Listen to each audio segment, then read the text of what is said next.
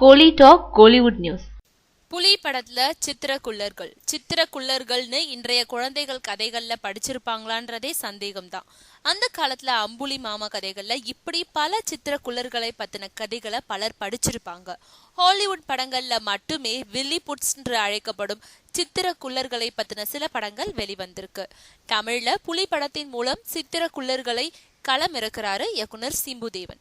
தொடர்ந்து வித்தியாசமான படங்களை இயக்கிட்டு வரும் சிம்புதேவன் புலி படத்துல பல புது புது விஷயங்களை புகுத்தி இருக்காருன்னு சொல்றாங்க.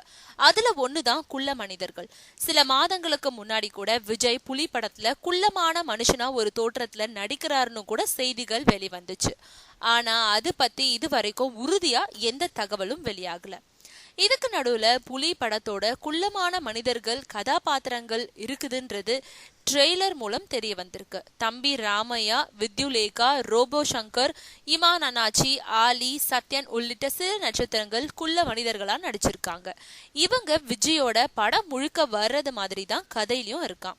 ஏற்கனவே விஜய் படம்னாலே சிறுவர் சிறுமியருக்கு ரொம்பவும் பிடிக்கும். அதுல இப்படி ஃபேண்டசியான பல விஷயங்கள் இருந்தா இன்னும் அதிகமாகவே பிடிக்கும்ன்றத மட்டும் உறுதியா சொல்ல முடியும்.